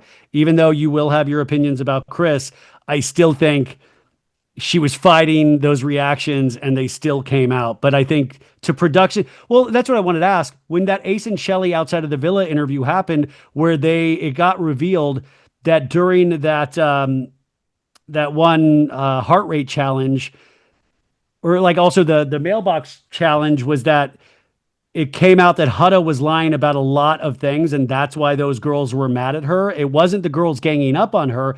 It was that she was having to answer for a lot of lies that she had said in the villa, and they edited all of that out. So those girls, by the edit, were perceived as mean girls, as opposed to Hutta had been lying to them, and they were rightfully angry. Did you guys see that? I did not. I did not see that either. And see, that's why it's so hard to even have perception on, the standing on business challenge, because I feel like if you're going to do a challenge like that, we really need to see kind of everything, because they're obviously going to show snippets and little clips. And it's like, I feel like wrong if I have a perception on like, oh, well, they're mean girls, but it's like, maybe I don't even have the right to even say that because we haven't seen it all. That's what I'm saying. It just makes you realize that this thing truly is edited. Yeah. And we do not have we have the cliff notes. We do not have the entire course lesson. And so that's what I'm wondering, is that's why I do think that they didn't help out Hutta completely, but they did help her out in a lot of ways where, because Hutta could have gone home, like people were like Hutta and Chris should have gone home before Taylor and Clark. Mm-hmm. Or Ace and Shelly. Yeah. I mean, it would have been completely different. I personally think, this is my personal opinion, I don't think Pepe, I think the final four should have been Amaya and Brian, Nicole, Andrea, Ace and Shelly, Taylor and Clark. I think that should have been the final four, personally. Yeah. I mean, yeah, I'll go. I mean, I could go with that. I think Hutta got what she needed to get out of this. Even she was already insanely popular online. So social media wise, she got that out of this experience. But I mean, she did create some great moments in this finale. So as we continue with this episode, the other highlights was on episode 30. Oh, sorry. Episode 33. You had Brian and Amaya made it so Hutta and Chris would have to talk and work out their stuff. And they were watching them on the dock have this cute little moment where they actually were like, okay, we are okay. We are okay. And then Ace and Shelly got their turn in the hideaway to eat that kitty in the hideaway. And Ace goes in there immediately and like gets in the sand and draws a heart in the sand while Shelly's not looking. I was starting to really come around on Ace and Shelly in my previous opinions at this moment. It seemed really sweet. We go into episode 34, and this is Family Day. And what did you guys think overall of Family Day? I loved it. I thought it was great to have actual families fly out. That was a nice twist. I was so jealous because like I also caught myself getting emotional because I just wish we would have had that.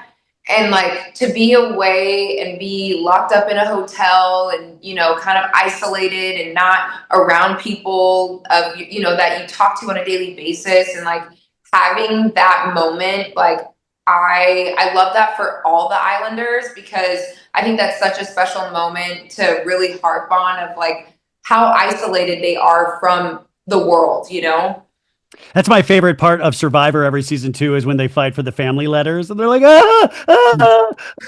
like I love that. And it really showed also, you got more perspective on the Islanders. You got to see, like Hutta with her family. I mean, I will say, what was your opinion on because I was like, don't show her daughter, don't show her daughter, don't show her daughter. But the iPad moment with the daughter was so sweet. In fact, I don't even think the daughter realizes Huda was gone. She's like, I've swam, I've painted, I've did this. Like Mhm. she seemed completely good, completely happy. But I was like, don't show her, just because I don't want that for kids. Like I still get a little weird watching like the Valley and all of their kids on Bravo. Um, Yeah. what did you? I mean, did you guys think that about the kids too? Like, don't show her, or were you like totally cool? No, I was same position. Like we can see Huda's reaction to the iPad, but do not show the kid on the Yeah, yeah, yeah, iPad. yeah. That was my opinion. I was like, I don't want to see the because I'm not because like I don't want to see it, more so because I'm worried about the people on the internet. Like that's my Mhm. biggest fear. I'm like, don't show the kid because like you don't know what people like are gonna make memes of or like AI editing now too. Like I'm like, just don't show the kid. Just don't show the kid. And they showed the kid, and I was just like, we could have got the same thing with Yeah. just seeing Huda's reaction to the iPad. I feel like. Oh, I mean, Yeah, completely. I Um, agree. and it was great too because with the families, it was like the first little glimpse of them realizing their popularity. It was the first time when we found out that we got to see Hutta, like about the Mamacita with Nick. Like we got to see that, like in the Nicolandria of like, I've got an idea. Why don't you call it Nicolandria? And I'm like, yeah, that the mom stole that idea from the internet. Like you took that from all like we did Nicolandria. You didn't do that. You just told them. But it was really, really sweet. Even the moments like Nick's mom telling him like, "Oh, how Oh, does dad? you can How does come over dad? for dinner. Yeah, but also how does dad like it? Like, oh no, Oh he's your yeah. biggest fan. He thinks you're so funny." And I thought that was such a sweet moment. They were also like teary eyed, and it really worked on me. I thought it was great. I loved the relationship between Alondria and her mom. They're like sisters. And Oh like yeah. Oh, I like love face tea, body tea. like literally she was like, how was the body looking? Oh girl, it was popping. Face tea, yeah, body tea. Alandria truly is a beautiful woman. I mean, I don't want to Oh sound creepy, but yeah. like just a gorgeous woman. And it was so, I always forget that being like a guy that dresses like Old Navy, but like you're what, it's like she takes pride in how she looks. And I'm like, hell yeah, Literally. man. The Like, funniest thing about that too was when she was just like, I think I like to cuss a lot. And her mom goes, I see. I mean, did we have any weird moments with the families in terms of like I saw like a little concern maybe from Iris, like with mom and the sister about Pepe, but nothing really big or overly alarming. They really did the best to make that as positive as they could make it, even with like, I thought Hutta something weird would have happened, but it was all just very, very positive, I think. I Agreed. think that Like was I feel good. like no one had really anything bad to say about anyone, which is, crazy. Because I felt like with season 6, you saw Serena's parents give their full opinion on Cordell and all of that. So it was kind of like, man, the parents knew that they were going on TV. Yeah, no, Yeah. it was very cool, very cool. Yeah, I also think too that probably went into it a little bit. It was just like the producers probably like hype the parents up, be supportive, don't do anything like I think this whole Do season not mention Sierra. Whatever you do, mom and dad, do not Yeah. mention mention Sierra. Sierra. Production probably told them that. Probably did. But she never existed. Sierra never existed. But like the whole like it's been such like I don't know how to say it, like a dirty season. So like having like just a good, happy final week, I think really brightened the mood. And people sometimes don't remember the middle, they'll remember the ending. So I think they were like just going for like the good, happy That's a ending. great point. That is a Yeah. great. I mean, never give up. You can always turn things around in reality Yeah. television. So then the parents leave and they have this final dinner where like, Nick's making sauce and all this stuff, and they sit down. Which just to remind people, we see all the guys making breakfast for the girls every morning, but in terms of the dinners, like the food things, they separate the men and girls during like lunch breaks and stuff like that, right? Yeah. Yeah. And so this was a chance for them all to eat dinner, and they're all sitting there. And this, man, they extended this forever in terms of the edit because we find out we're losing another couple, and they have to like open the tray to find out who is safe. And this was really dramatic, and it was going down the line, and the last two couples are Ace and Shelley and Iris and Pepe. And the way it was going, like the first three couples, like they're in, and I was like, oh, does that mean Iris and Pepe are going to be the ones gone because they're at the end of the table. And then it gets to Ace and Shelley. They pick it up at the same time, and we find out Ace and Shelley are gone. And I think Iris especially seemed particularly shocked. What did you guys think of this? I was shocked. Shocked by that. But I also absolutely love the twist, how they have been doing like dumpings and recouplings. Like earlier we got the recoupling with the doors and we saw Jalen go home. Like I have loved like the little twist they've done to like just sprinkle like some awesomeness onto the season. But then again, it was like wild. So we have this like, Ace and Shelley having to, let them leave. And I think they were obviously shocked and bummed. But like this crew, like, I mean, do they cattle prod them to rally like this? Because like they were like Final Four, like after they leave, they're all like, yeah, and like all happy. Do they make you guys be this happy? Like no matter how sad you are, you got to put on a shiny face. I just remember, Taylor, I just remember how happy we were when we found out we made the Final Four. Like we were so happy. We were stoked because I thought I was going home. No, we both did because I was with Johnny and Scott. Like it was between us and Johnny and Scott for who was going home. Like, and I'm like, oh, well, this was it. They got the UK guy to come over and couple up with another Costa girl, and Taylor and I are holding hands. And I'm like, this is it. Like it's been a fun summer. And then we found out we made the Final Four, and we were just ecstatic the rest of the night. We were pretty happy because I think that it was just like we were trying to hold on to be with each other for as long as we could because we also didn't know what was to come after we got out of the villa. And I feel like that was the biggest part. It's just like, dang, another day with each other to keep enjoying this and, get through it. Yeah. No. So, okay. So you were genuinely excited. So probably they were able to get rid of the Ace and Shelley vibes and go, okay, we made it to the Final Four. Good. But that's what I'm saying. Like the sadness I would think would still be overtaking because these couples weren't as solid. And then you have Ace and Shelley that seemed to be pretty solid longer. And you still had Nicole and Alandria warming up and Iris and Pepe. So that was the thing where it's like, how wild is this that this is our Final Four? Which then leads us to the finale. And the Final Four, they're celebrating. And this is when each couple gets to go off on their date. Nicolandria goes on this beach date. The messages in the bottle. What did you say? First pink flowers, you said? Bergie, in your notes? Oh, babe, you said something about pink flowers. I can't remember. You wanted me to write down the...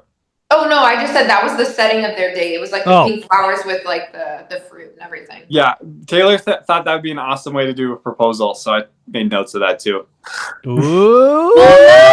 That's not what I said. I said the messages in the bottle I thought would be an awesome way to do a proposal. Like imagine you like read like certain memories, like the past couple years you guys have been together, and you keep finding the messages in the bottle. You walk down towards like that little scenery. I thought that it literally looked like a proposal scene.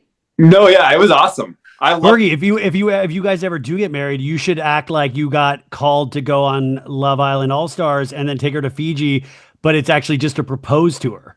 Please don't take me to Fiji. No, she doesn't want to go to Fiji to get proposed. We'll hire Ariana and we'll have Ian do like a voice. Hey, here again. So anyways, they do this date, but then this is where like the production was out of control because they like make them climb to the top of this mountain thing where they have this beautiful shot of them kissing over like on this mountain. But did you see on the mountain? It looked like I think somebody passed away there because there was like a bouquet and stuff. Like, how like you'll be like somebody passed away here, so they'll put flowers. Like, did somebody pass away there? Like, did you notice that, Bergie?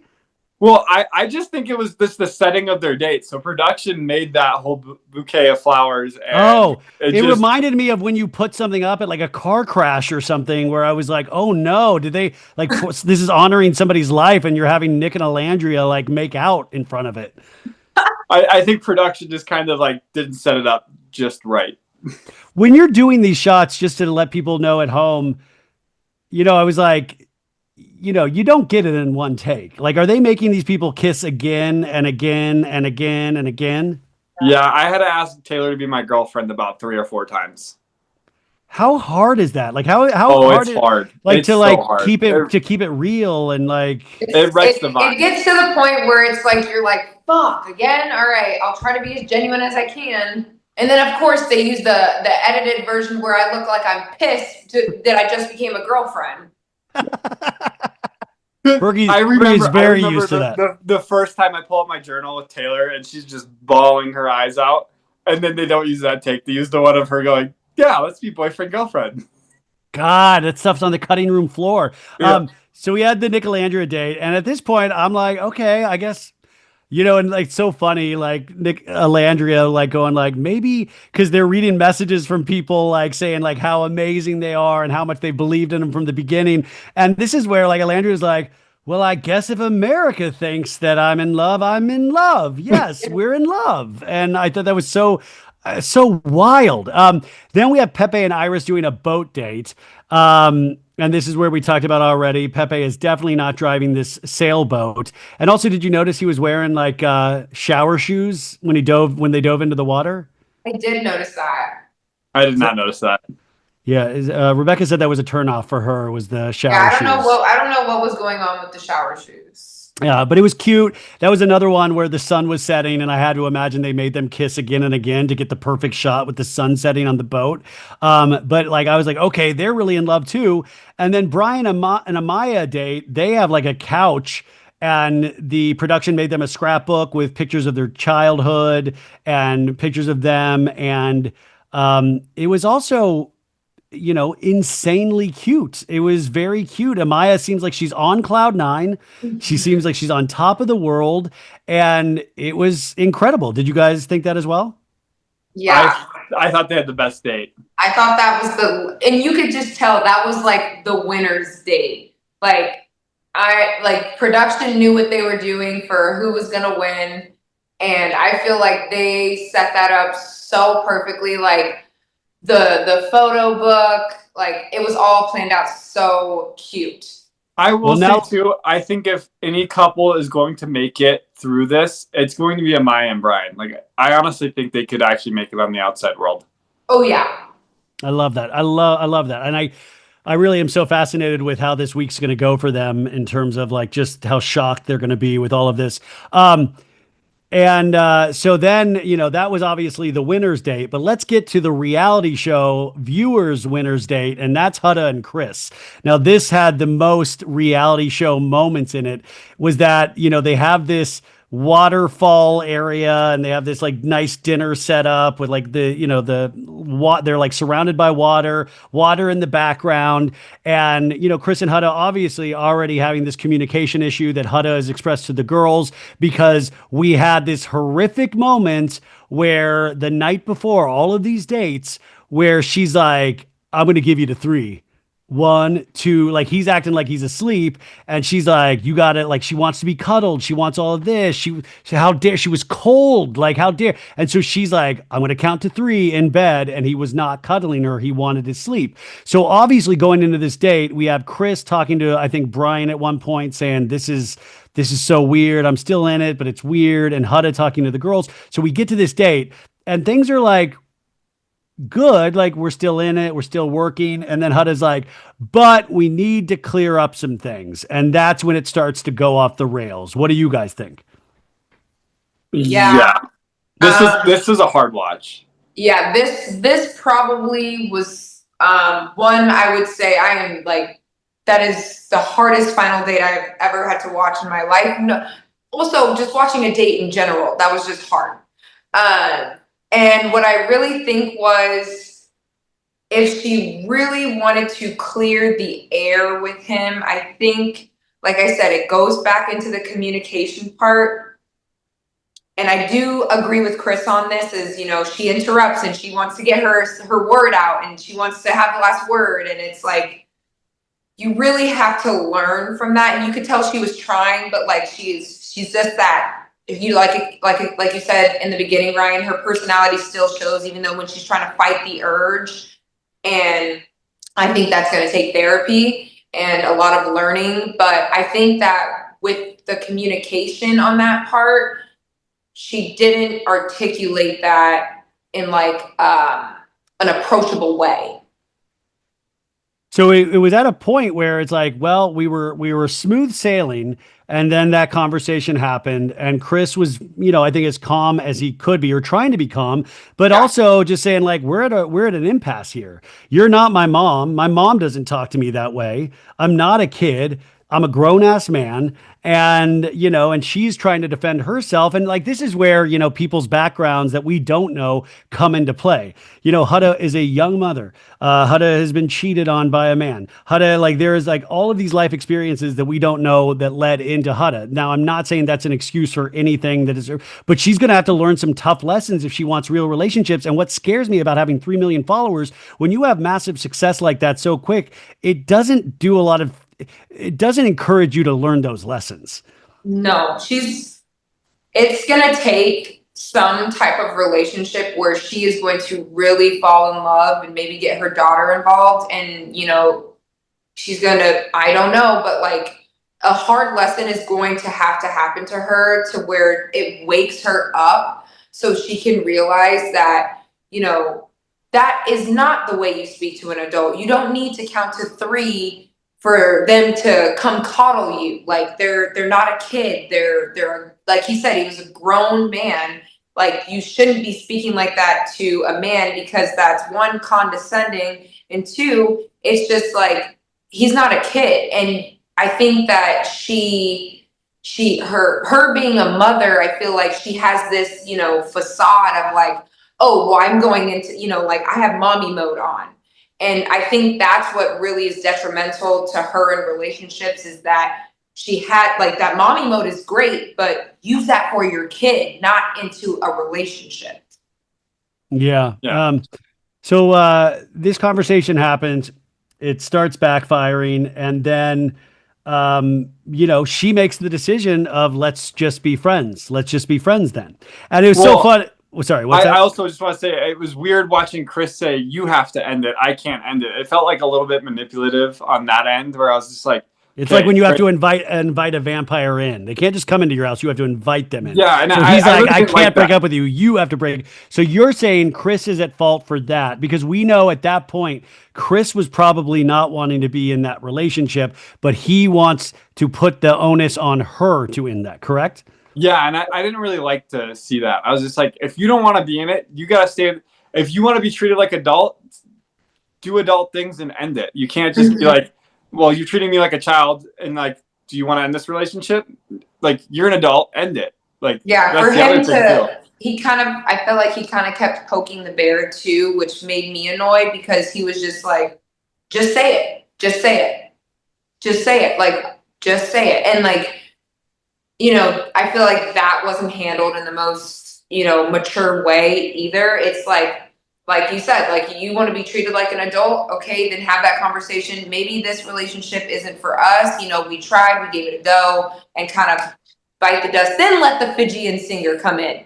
Yeah. Right? So by the way, that was my favorite part. And by the way, the people have not given me any Islanders this year to speak to. Let me speak to the lady singing Moon River.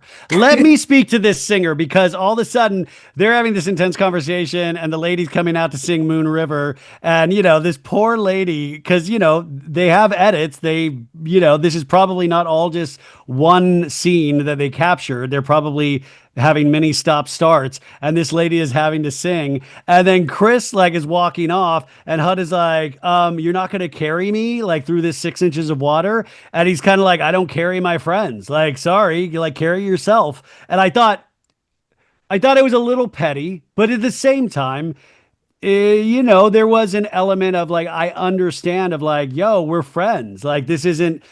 And I thought it was such an interesting example of where HUD is at.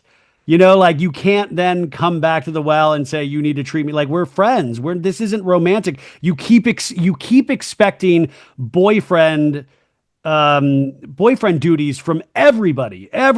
And you're not, I don't know. I thought that, but it was also just wildly sad. And then she goes back and she grabs the champagne, you guys, to like fill up her glass. And I was like, this is perfect Hutta. Like this It's is just iconic. classic It's Hutta. giving Bravo. It's literally giving Bravo Oh, material. you won't understand this fully, Bergie, but I was like, Taylor, we got to get her on the new Vanderpump Rules. I mean, I know. She would be amazing. this is just reality star written all over it. Literally. I wanted her when she went back to fill her glass. I'm like, why are you filling your glass? Just take the whole Take bottle. the bottle. Just take the bottle. Yes, take the Way bottle. more iconic if you just took the bottle.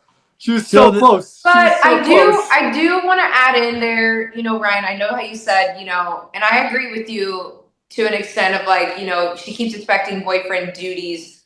But then again, it also, she could have, just been like, hey, can you just help me through the water really quick?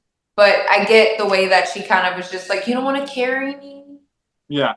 Like, as a friend, like, there's friends out there that would give them a hand and help guide them through. So, like, I mean, they could have ended it like that as a friend. Like, but I understand it was petty, but it was almost like if she's the show's villain, you're not going to kill the show's villain on Love Island, but you're going to have a moment like that. That it's like the comeuppance potentially of Huda. Of like, well, this is what happens. He could have been the bigger person and just been like, I'm going to carry you over. He's already literally the bigger person. He's huge. He's gigantic, this guy. He's massive. I literally, when we were watching that episode on FaceTime yesterday, I was like, oh my gosh, he's so tall. Yeah, so tall. So then they go back to the villa and they tell, each other's friends, like the girls and, like, hey, we're not together. And, Chris is just like, it's cool. And, Pepe, you can tell, is not a fan of Huda. But Pepe's like, I love how you talk about things and how deep you are and all this stuff. So they gas him up. Huda's girls like pull her aside. I don't think anybody was shocked at all about this. I think they were shocked that it happened on the last date because that doesn't happen that often. Never happened. Well, and then the other thing, which we talked about earlier, then it's like, then I think that's when the audience is like, we knew that too. And so to take that opportunity from Ace and Shelley or Clark and Taylor, that's when that conversation becomes a little bit like, we got those funny reality show moments out of it, but like, yeah, we knew that wasn't going to last. It also, it was also like a shitty way to end Huda's experience, in my opinion. Like, I think it would have been a better experience if she and Chris left when Shelley and Ace left, and it wouldn't have been all terrible because, like, obviously they would have probably broken up within the next week after they're getting home. They're like, okay, we can't really do long distance. We're not really into this. But now it kind of embarrassed her in a way when it could have been, done earlier if it was that way. I was like, at this point, I was like, just get her home to her daughter, please. Mm-hmm. Yeah. So, I mean, that's how that ends. And then we have like the, reading of the winners. Ariana comes out. We've got to put it into these tooth gems. I do not like these tooth gems at all. Everybody had tooth gems everywhere on their teeth. Ariana had, you have one too. My God, no. Taylor. No, I don't, but I want to get one. Oh, Taylor. No, come on. I mean, if you're going to do it, me and Bergie will do it. But, Ariana came out too. She kind of looked like not PVC piping. Did you notice her dress was like it looked like the whipped cream material that they put on houses to like insulate? Yes. Yeah, I was like, it looks like Cool Whip. Yeah. It was like a wild outfit. But she comes out, and Ariana looked like she had been crying previously. Her tear, like, and maybe they were just doing the takes over and over again. But I noticed that they announced fourth place winner was Iris and Pepe, And by the way, they made them give speeches. Everybody did really good at their speeches. Even Chris and Huda did good at their speeches, even though they were broken up. That was fourth place. Third place, we have Huda and Chris. Second place, we have, Nick and Alandria almost won this thing. They almost won this thing. And Amaya and Brian won. And Amaya immediately starts running around the entirety of the pool. And Brian, the night before on their date, said, I love when you get the zoomies like a dog. And Ariana picks that line up and is like, Amaya has the zoomies. And and all these fireworks are going off. And the music, once again, is overpowering. They did a slowed down version of the song from the beginning. The song, The Way You Make Me Feel. No, The way you I didn't even pick up on that. Yeah, they did a slow because Rebecca's been doing that damn dance, like the way you make me feel. She's obsessed with it. Like that's another Huda moment that's gone viral. Mm-hmm. She does it all the time, but they did a slowed down version. Yeah, Huda's dance. It's honestly kind of sharp. She goes, Yeah, she does the neck movement better than anybody else. That neck movement is what sells it. And you see a slowed down version of them dancing and she does the neck thing slowed. It was like awesome. Fireworks are going off. They all jump into the pool. And that is, then Ariana announces that she's they're flying everybody to New York for the reunion. And you would have thought New York was like the coolest. I mean, it is cool, but like these people, it was like a pot of gold going to New York. Like they were like, New York! Oh my God. I think they're excited that they all get to see each other again and like hang out. Oh, these people will be at autograph conventions for the rest of their lives together. So yeah. I was also going to say, like, do you think anybody from this cast, like Huda, would do Love Island Game Season 2? Do you think they're asking Huda for Game Season 2? I think Huda will be asked to do Traders. I think I don't think Huda, but this is where I don't this is where I'm curious about like where management comes involved, because they get their phones back all of a sudden, you're dealing with probably big agencies and managers that want to represent these people. I already heard like Nick Vile's been interviewing a lot of these people. I heard that Call Her Daddy was going to have Huda, and then Alex Cooper turned Huda down and they want Amaya and Brian. So Huda's going to go to Nick Vile. So now the first interviews with all of them, that fight is going to happen. So it's going to be really interesting to see at this point where we go from here once you get your phones back. I mean, like I said, it wasn't as obviously the hysteria for the last 2 seasons that you guys had, but getting your phones back, what is that experience like? Oh, it's a crazy experience. Like it's actually really hard to take it all in. And like, honestly, when I got my phone back, like both of us, the one thing we cared about was calling our families. That was like literally like exactly immediately when I got my phone back, I was like dialing to call my mom and my dad. I called my dad right away, and then he told me like my grandpa went into depression after like that, episode came out with like the family night video. So like I called my dad, immediately called my grandparents. I was just calling family members one after the next, like Meta, Brigida, like all of my family was just. So you had to call your grandpa immediately? Well, yeah. So I called my dad, had like a 2-minute conversation, immediately called my grandpa, had like a 30-minute conversation, called my dad again, back and forth. Wow.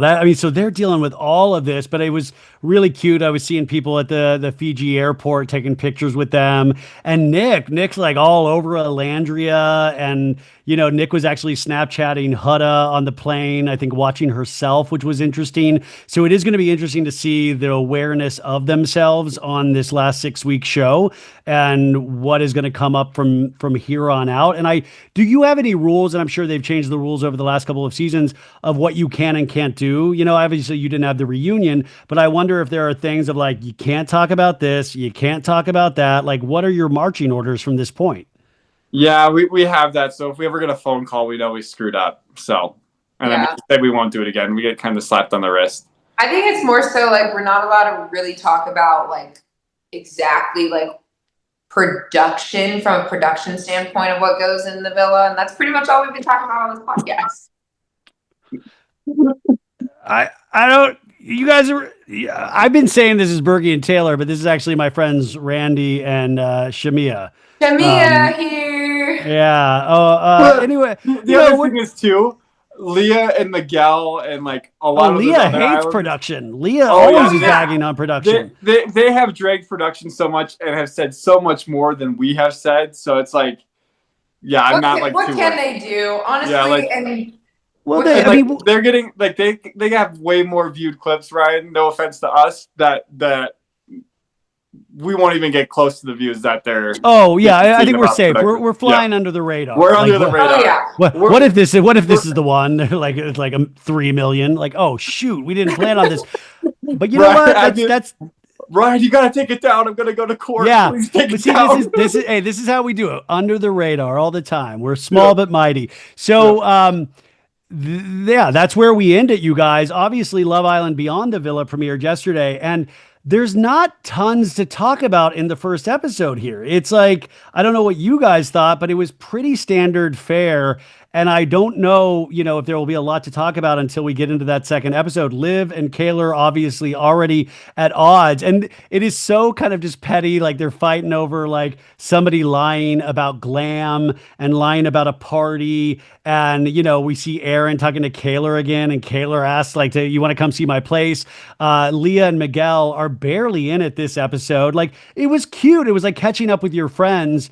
but there wasn't a lot of meat on the bone on this first episode. And it also shows you like there's music and editing and all of that stuff, but the Love Island USA team does so much more with music. Like you really realize how much the music and the editing of Love Island USA proper helps that show. So when they're just in these like minutia conversations, it's fun, but I can't really determine what this show is until like the second or third episode, I think. Yeah, and I think the budget is just so much lower. Like, I don't think they put a lot into it. They're like, let's just see how it does. Let's like just give it. It's like give it enough to like, if it does well, we'll do another season. If it doesn't do well, well, we put it out there and we try Meet the Bergersens. If it doesn't do well, we have Meet the Bergersens. Like Bergie's grandpa's a star. Like, I got to meet this man.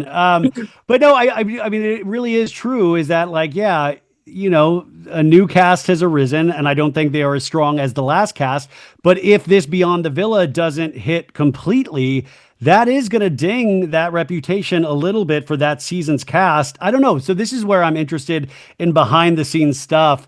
And yeah, like how much more can we do with Beyond the Villa though? Like that's what it depends. If Kaylor and Aaron hook back up, if like there's a huge fight there. I mean, obviously Nicole is going to have a conversation with Kendall we saw in the season preview. So it depends on who, like all of a sudden Connor is like a main cast member in this thing. Connor, who was like, you know, in Love Island last season, but left early. I heard he got more screen time in this one episode than he did in all of season 6. He had a lot of screen time. He did. Yeah. Like he had a lot of screen time, and it will really be interesting. But I think when you add LA into it, there's a certain, I don't know, there's like a certain seediness. Not, I love LA, but there's a certain seediness where it'll be interesting to see. Well, you know what I would have wanted? I would have wanted more conversation in the first episode about how this last year has changed them. Yeah. Like this is what happened. Like, or even talking heads of like, when I first got out of the villa, man, it was like, you know, I lost my mind. I mean, we get like lines from Aaron of like, you know, I took away all social media and, you know, like little things, but I would want to know more personal stories of, oh my God, this fan stalked my parents and it was so scary. Like I'd want to know that experience a little bit more to just get into that first episode. Yeah. Also, agreed. Yeah, agreed. Yeah, I think it's just going to be interesting to see how it plays out. Like, I personally think, like, we talked about this before, too. Like, I thought it would met with it. Oh, my gosh. I cannot talk today, guys. I am so sorry. I've been Pick up your dong! I've been going since, like, 6 a.m. this morning. But I thought it would have been better to see them do, like, a Big Brother-esque show with that cast. Or, like, something different, like a Traders season or something like that. Yeah, trap them all in a space again where they're forced to interact and not like trying to like get sound at a party, you know, with like all of these just normal normies in Los Angeles. Well, that's what I was saying. To like, I just finished the last season of Squid Game, and I keep thinking this dark thought of like, you start it with a murder next season in the villa, somebody gets murdered, and then they have to spend the next 6 weeks figuring out who did it. But like, I don't know, you know, it'll be interesting. Obviously, they're probably already looking at casting this early, you know, even though we're so far away from filming. But they are already probably have their eyes on people. There are scouts. They said in an article, they're going to do better about casting. They're going to figure this out, but that is all yet to be seen because this show, for all intents and purposes, is a massive success for Peacock. So we have the reunion coming up, and then we have Love Island Games. But most importantly, what about you guys as we close this out, this 6-week journey? Well, I think it was, you know, a mediocre season. I think everyone who was on the show, you know, did their best. We got to see some crazy personalities, some, you know, drama unfold, love happen, relationships happen. And I think that, you know, if there's a key takeaway from this season, that it's probably to really dive into who they're casting. And I just genuinely think that, like, it could have been a complete, because, like, when you think about it and you get flown out to Fiji, I don't know why I said I was like, Fiji? Babe, I can't talk either. But when you get flown out to Fiji, too, because, like, I got flown out there the same time as Bergie, and I was picked as a Casa girl. So I was in my hotel for 32 days. Mind you, they're picking people very last minute. And I think that when they make those last minute decisions, it really is, detrimental to see like how they're starting the season. I think we could have started with maybe mixing up the OGs and it would have been a completely different season. But I think overall, it was still entertainment at the end of the day. Yeah, I would say like the first 12 episodes was a great start to this season.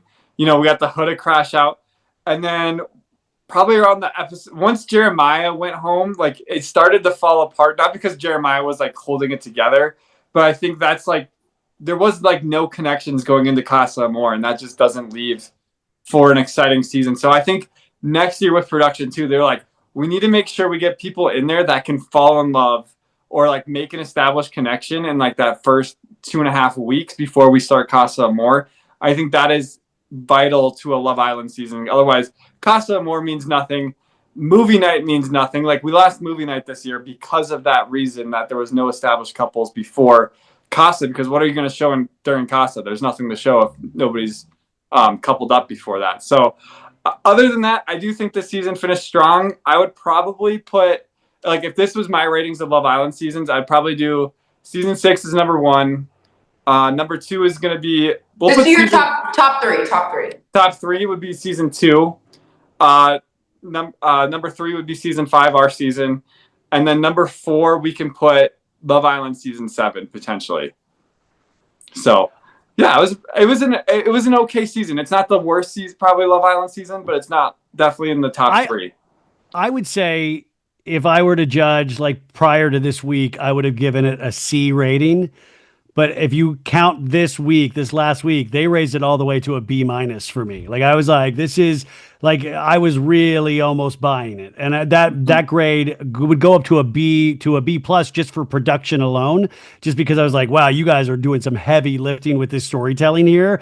And you really are convincing people. So that is what I would give it. But I think more importantly, what's weird and what they've got to figure out is that I think the people on social media were having a psychosis. Like, either you were hysterically laughing online about it, or you were hysterically pissed about it and like calling for like the death of people. And so online, people went through a real experience with this season, whether they liked it or not. And I think that's the interesting thing of where this will look, how this season will be talked about in years to come. Yeah. I think that's all up to season 8. I think where do we go from here? Like this season could be seen as like season 6 was amazing, and then it kind of fell off at season 7. But like, will season 8 pick it back up, or I think we just need to stop casting influencers, like, period. Mm-hmm. I don't know what the reality of that is. I mean, I truly don't know what the reality in this day and age of finding people that are not online. I mean, for every Bergie, I feel like there's so many other people, like they all know each other. They all they all are on each other's TikTok feeds. And I don't know what the answer to that is, because these people are so used to emoting online. They're so used to performing already that these are a bunch of little actors already. I mean, so I would love that. I just don't know what that reality is. So we'll see. But you guys are amazing. And we got Taylor finally. I mean, she got herself to 100,000. So congratulations, but let's get her to 1 million next. That's the next goal, 100K to 1 million. And Bergie, I mean, this man, can barely talk. He's working all day. He's doing clinicals. He's doing and by the way, go follow them on TikTok. These guys are they're always going TikTok live. And by the way, I felt like they were cheating on me last night. I hopped into a live they were doing. I was like, hey, get your rest, you guys. Like, you're complaining about your sleep. You're on TikTok live talking together. Well, we were going to add you if you wanted to. Oh, see, I did. I was like watching. I think I was watching Love Island because I didn't start at the right time. So I was like, "What the hell?" And then I just did a quick comment. We were like, "Ryan, we'll add you." You were even saying that on the live. Oh no, I got in and I dipped right back out, and we were finishing up the show. But you guys are so awesome. I'm so lucky to know you guys and to have you in my life in a small way. So thank you for being here. We're going to continue this in some fashion, and we're going to meet about that. We'll let you guys know in August in New York when we have the So Bad It's Good reunion. No, we're going to talk about this, but we will be back. And thank you guys so much. Is there anything else you'd like to tell the audience or share with them or promote? Well, I just say thank you guys for listening to us all season long, and hopefully you guys continue to listen to us. Yeah, and I just want to say thank you guys for always supporting both of me and Bergie and Ryan Bailey's podcast. He's an awesome host. It's literally like light work doing the podcast. It's something that we love to do, and we love doing recaps. If there's any shows you guys would particularly want us to recap, put it in the comments. Let us know. Put them in the comments. I'm a reality TV whore. I eat it up, slurp it up. So I will literally slurp that kitty in the hideaway. Slurp that reality show in the hideaway. Woo! Orange County Housewives just started, so maybe we can talk about that. Beyond the Villa, of course. But me and Bergie will be together next Friday. So what do you got? Another wedding? No, we're going to Jackson Hole for the Tetons. He's taking me horseback riding. I bought her a horseback riding ride. We better have footage of this. This is perfect TikTok material. So meet the Bergersens episode 1 will be happening on horseback next weekend. If you guys want to see Bergie in a cowboy hat, I'm going to get him in overalls and a cowboy hat. Devil in overalls. Oh, he's going to be like shirtless with like chaps on. And I can't handle this. Okay, you guys, thank you so much for joining us this season. We will be continuing in some fashion, but we really appreciate you. Go support these guys, and let's get them back on reality TV. So I'm sad that this is ending, but I'm happy that we got through it. Okay, bye guys. Have a good day.